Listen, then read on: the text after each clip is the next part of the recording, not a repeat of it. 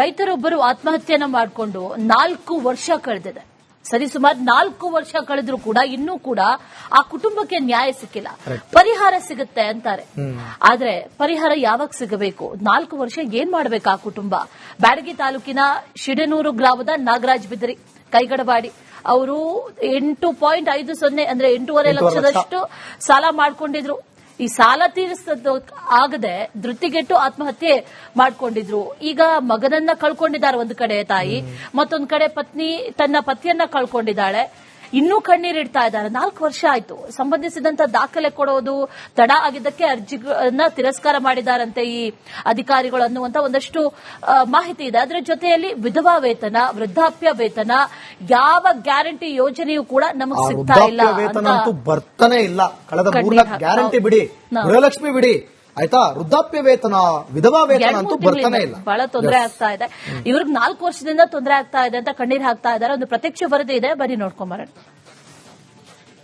ನೋಡಿ, ರೈತರ ಜೀವನ ಅಂದ್ರೆ ಒಂದು ರೀತಿ ಲಾಟ್ರಿ ಇದ್ದ ಹಾಗೆ, ಹತ್ತಿದ್ರೆ 10 ಹೋದ್ರೆ ಹೋಯ್ತು ಅನ್ನೋ ಲೆಕ್ಕದಲ್ಲಿ. ಇನ್ನು ರೈತರು ಸಾಕಷ್ಟು ಸಮಸ್ಯೆಯನ್ನ ಪಡ್ಕೊಂಡು ಸಾಲ ಶೂಲ ಮಾಡಿ ತಮ್ಮ ಕುಟುಂಬ ನಿರ್ವಹಣೆಗಾಗಿ ಹಣ ಹೊಂಚಲಿಕ್ಕೆ ನಾನಾ ರೀತಿಯ ಕಸರತ್ತು ಮಾಡ್ತಾರೆ. ಒಂದು ಕಡೆಗೆ ಎತ್ತುಗಳನ್ನ, ಎಮ್ಮೆಗಳನ್ನ ಅಥವಾ ಹಾಲು ತರುವಂತಹ ಹಸುಗಳನ್ನ ಕೊಟ್ಟು ಹೈನುಗಾರಿಕೆ ಮಾಡುವಾದ್ರೆ, ಇನ್ನು ರೈತಾಪಿ ವರ್ಗ ಜಮೀನಲ್ಲಿ ದುಡಿದು ಬಸವಳಿದು ಬದುಕಬೇಕು ಅನ್ನೋ ವಿಚಾರದಲ್ಲಿರ್ತಾರೆ. ಅಂತಹ ಜನರಿಗೆ ಇದೀಗ ಸಾಲ ಶೂಲ ಮಾಡ್ತಾರೆ, ಕಟ್ಟಕ್ಕಾಗಲ್ಲ. ಕಾರಣ ಅಂದ್ರೆ ಒಂದು ಕಡೆಗೆ ಮಳೆಯಿಂದ ಆಗುವ ಸಮಸ್ಯೆ ಆಗಿರ್ಬೋದು, ಅಥವಾ ಮಳೆ ಇರದೇ ಇರೋ ಸಮಸ್ಯೆ ಆಗಿರ್ಬೋದು, ಅಥವಾ ಬೆಳೆ ಬರದೇ ಇರೋ ಸಮಸ್ಯೆಯಿಂದಾಗಿ ರೈತರು ಆತ್ಮಹತ್ಯೆಗಳಾಗ್ತಾರೆ. ಅದರಲ್ಲೂ ಕೂಡ ಹಾವೇರಿ ಜಿಲ್ಲೆ ಮಂಡ್ಯವನ್ನು ಹೊರತುಪಡಿಸಿದ್ರೆ ಆತ್ಮಹತ್ಯೆಯಲ್ಲಿ ರಾಜ್ಯದಲ್ಲಿ ನಂಬರ್ 1 ಸ್ಥಾನ ಕೂಡ ಪಡೆದಿತ್ತು. ಈಗ ರೈತರು ಸಾಕಷ್ಟು ಜನ ಈಗ ಹಾವೇರಿ ಜಿಲ್ಲೆಯಲ್ಲೂ ಕೂಡ ಆತ್ಮಹತ್ಯೆ ಮಾಡ್ಕೊಂಡಿದ್ದಾರೆ.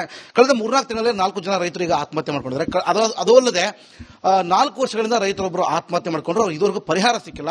ಆ ಕುಟುಂಬದ ಜೊತೆ ಇದೆ ದೃಶ್ಯದಲ್ಲಿ ನೋಡ್ತಿರುವ ಹಾಗೆ ನಾಗರಾಜ್ ಅನ್ನುವರ ಕುಟುಂಬ. ಇದು ಹಾವೇರಿ ಜಿಲ್ಲೆಯ ಬ್ಯಾಡಗಿ ತಾಲೂಕಿನ ಶಿಡೇನೂರು ಗ್ರಾಮದ ನಾಗರಾಜ್ ಬಿದ್ರಿ ಅನ್ನೋರ ಕುಟುಂಬ ಇಲ್ಲಿ ಇರುವಂತದ್ದು. ಇವರೆಲ್ಲರೂ ಕೂಡ ಮಗನನ್ನೇ ನಂಬಿಕೊಂಡಿದ್ರು. ಆ ಮಗ ಸಾಕಷ್ಟು ಜಮೀನಲ್ಲಿ ಕೆಲಸ ಮಾಡುವ ಮುಖಾಂತರವಾಗಿ ಆ ಕುಟುಂಬವನ್ನು ನಿರ್ವಹಣೆ ಮಾಡಲಿಕ್ಕೆ ಮುಂದಾಗಿದ್ರು. ಅಲ್ಪ ಕನಸುಗಳನ್ನ ಇಟ್ಕೊಂಡಿದ್ರು, ಮಕ್ಕಳಾಗಿದ್ರು, ಅವ್ರಿಗೆ ಜೀವನವನ್ನು ಸಾಗಿಸಲಿಕ್ಕೆ ಮುಂದಾಗ್ತಿದ್ರು. ಆದರೆ ಪ್ರಮುಖವಾಗಿ ಈಗ ಆ ಕುಟುಂಬಕ್ಕೆ ಬರಲಿಲ್ಲ. ಅಂದ್ರೆ ಕಳೆದ 4 ವರ್ಷಗಳ ಹಿಂದೆ ನೇಣು ಬಿಗಿದುಕೊಂಡು ರೈತ ನಾಗರಾಜ್ ಆತ್ಮಹತ್ಯೆ ಮಾಡ್ಕೊಂಡಿದ್ದಾರೆ. ಅವರ ಕುಟುಂಬ ಇದೆ, ಅವ್ರ ಕುಟುಂಬನ ಮಾತಾಡುವಂತ ಪ್ರಯತ್ನ ಮಾಡ್ತೀನಿ. ಅವರ ಪತ್ನಿ ಇದ್ದಾರೆ. ಅಮ್ಮ, ತಮ್ಮ ಹೆಸರಮ್ಮ? ಜ್ಯೋತಿ ನಾಗರಾಜ್. ನೋಡಿ, ಪ್ರಮುಖವಾಗಿ ಅವ್ರ ಕಣ್ಣಲ್ಲಿ ಏನಾಗ್ತಾರೆ, ಯಾಕಂದ್ರೆ ಕಾರಣ ಏನು ಅಂತಂದ್ರೆ ರೈತ ಗಂಡನ ಕಳ್ಕೊಂಡಿರುವಂತದ್ದು. ಅಮ್ಮ, ಎಷ್ಟು ಸಾಲ ಮಾಡ್ಕೊಂಡಿದ್ರು, ಏನಾಗಿತ್ತು ಪ್ರಮುಖವಾಗಿ ಅವ್ರಿಗೆ? ಇಲ್ರಿ, ಅದು ಸಾಲದ ಬಾಧೆಯಿಂದ ನಾವು ತಿರ್ಕೊಂಡ್ರಿ. ಎಷ್ಟು ಸಾಲ ಮಾಡಿದ್ರು? ಎಷ್ಟು ಸಾಲ ಮಾಡಿದ್ರು ಅವರು? 8.5 ಲಕ್ಷ. ಏನಾದ್ರು ಹೇಳ್ತಾ ಇದ್ರ ಮನೇಲಿ ನಿಮಗೆ? ಅದೇ ಸಾಲದ ಸಮಸ್ಯೆನ ಜಾಸ್ತಿ ಆಗಿರೋದಕ್ಕೆ ಅಡ್ಕೊಂಡಿರೋದ್ರ. ಎಷ್ಟು ಜನ ಮಕ್ಕಳು ತಮಗೆ? 2 ಗಂಡು ಮಕ್ಕಳು. ಒಬ್ಬನು ಇನ್ನು ಸ್ಕೂಲ್ಗೆ ಹೋಗ್ತಾ ಇರ್ಲಿಲ್ರಿ. LKG ಅಡ್ಮಿಷನ್ ಆಗಿತ್ತು. ಒಬ್ಬನ್ 5th ಇದ್ರು. ನಮ್ಮನ್ ಬಿಟ್ಟೆ ನಿಧನ ಆಗ್ಬಿಟ್ರು ಅವರು. ನಿಮ್ಮ ಹತ್ರ ಹೇಳಿದ್ರಿ ಯಾವಾಗ್ಲೂ ಈ ತರ ಸಾಲ ಇದೆ ನನ್ಗೆ, ಏನ್ ಮಾಡ್ಲಿ ಅಂತ? ಹಂಗ ಜೀವನ ಮಾಡಕ್ಕೋಸ್ಕರ ಸಾಲ ಮಾಡ್ಲೇಬೇಕಾಗಿತ್ರಿ. ಹಂಗ ಅದು ತೀರ್ಸ್ಕೊಳಕ್ ಆಗಲ್ಲ. ಆಮೇಲೆ ಇದೊಂದ್ ಮಳೆ ಒಂದು ಹೋಗ್ಬಿಡ್ತೇವೆ 2022ರಲ್ಲಿ. ಮಳೆ ಬರಗಾಲ ಜಾಸ್ತಿ ಇರೋದ್ರಿಂದ ಅದು ಮತ್ತೆ ಸಾಲದ ಒತ್ತಡ ಜಾಸ್ತಿ ಆಗಿದ್ಕ ಹಿಂಗ್ ಮಾಡ್ಕೊಂಡು. ಈ ಪ್ರಮುಖವಾಗಿ ಅವ್ರು ತೀರ್ಗಾದ್ಮೇಲೆ ಅವ್ರ ಡಾಕ್ಯುಮೆಂಟ್ ಎಲ್ಲ ಸರಿ ಮಾಡಿಸಿ ಜಿಲ್ಲಾಡಳಿತಕ್ಕೆ ಅಥವಾ ಸ್ಥಳೀಯವಾಗಿ ತಲಾಟಿ ಅವ್ರ ಕೈಲಿ ಕೊಟ್ಟು ಪರಿಹಾರ ಪಡ್ಲಿಕ್ಕೆ ಮಕ್ಕಳ ಭವಿಷ್ಯ ಇತ್ತಲ್ಲ, ಅದಕ್ಕೆ ಏನಾದ್ರು ಮಾಡಿದ್ರು? ಅವರೆಲ್ಲ ಏನ್ ಹೇಳಿದ್ರು? ಸರ್, ಎಲ್ಲ ನಮ್ಮ ತಮ್ಮನ ನಮಗಂತ ಏನ್ ಹೊರಗೆ ಗೊತ್ತಿರ್ಲಿಲ್ಲ ಸರ್. ನಮ್ಗೇನು ಗೊತ್ತಿರ್ಲಿಲ್ಲ. ನಮ್ಮ ತಮ್ಮನ ಕರ್ಕೊಂಡೆಲ್ಲ ಮಾಡಿದನ್ರಿ. ಆದ್ರೆ ಏನ್ ರೆಸ್ಪಾನ್ಸ್ ಮಾಡ್ಲಿಲ್ಲ ಸರ್. ಆಮೇಲೆ ಮೊಟ್ಟೆ ಮಲ್ಲಣ್ಣರ್ ಇರ್ಬೇಕು ಬಹಳ ತೆಲಿಕೇಶನ್ ಇದ್ರಿ ಅವರು. ಅವ್ರಿಗೆ ಯಾರು ಇವ್ರು. ಆಮೇಲೆ ಸಮಾವೇಶ ಇತ್ತು ಸರ್, ಸಾಧನಾ ಸಮಾವೇಶ. ಅಲ್ಲಿ ಇದನ್ನ ಅಲ್ಲಿ ಅವ್ರು ಬಂದಿರ್ಲಿಲ್ಲ ಸರ್. ಅವ್ರು ಹಿಂದಿನ ದಿನ ನಮ್ಗೆ ಕರೆ ಕಳ್ಸ್ಕೊಂಡಿದ್ರಿ ಮಲ್ಲಣ್ಣರ್. ಅವತ್ ನಮ್ಮ ತಮ್ಮ ನಾವು ಜೊತೆಗೆ ಹೋಗಿದ್ರಿ. ಅವರು ಅದನ್ನ ಮಾಡ್ಕೊಡ್ತೇವೆ ಅಂತ ಹೇಳಿದ್ರಿ ಸರ್. ನಮ್ಗೆ ಗೊತ್ತಿದ್ದಂಗ ದೊಡ್ಡ ಸಮಾವೇಶದ ಹಾಲ್ನಾಗನ ಮಾಡಿದ್ರಿ ಸರ್. ಅದನ್ನ ಅವತ್ ಹೋಗಿ ಅದನ್ನ ಭೇಟಿಯಾಗಿ ಬಂದು ಹ್ಞೂ ಅಂದಿದ್ದು ಸರ್. ಅದನ್ನ ಮತ್ತೆ ಇಲ್ಲಿವರೆಗಾದ್ರೆ ಏನು ಹೇಳಿಲ್ರಿ.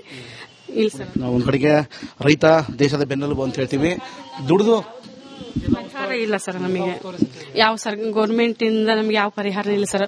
ತಿಂಗಳ ಬರೋಂತ ವಿಧವಾ ವೇತನ ಯಾವುದೂ ಇಲ್ಲ ಸರ್. ನಮ್ಮ ಮಕ್ಕಳಿಗೆ ಮಾಡ್ಸಿಕೊಂಡಿಲ್ಲ ಸರ್. ನಾವು ಅದು ಅಂದ್ರೆ ಇದು 2,000 ಇದು ಪರಿಹಾರ ಹಾಕ್ತಾರೆ ಅನ್ಕೊಂಡು ಯಾವ್ದ್ರಿಂದ ನಾವು ಪರಿಹಾರ ತಗೊಂಡಿಲ್ಲ ಸರ್. ಅದನ್ನ ಮಾಡಕ್ ಪ್ರಯತ್ನ ಮಾಡ್ಲಿಲ್ರಿ.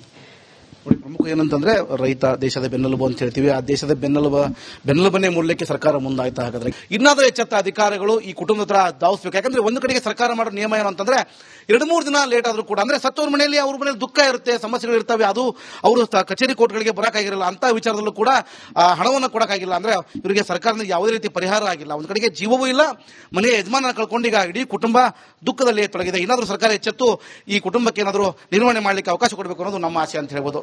ಕ್ಯಾಮರಾ ಪರ್ಸನ್ ಶಂಕರ್ ಕೊಪ್ಪ ಜೊತೆ ಮಾರುತಿ BM, ರಿಪಬ್ಲಿಕ್ ಕನ್ನಡ.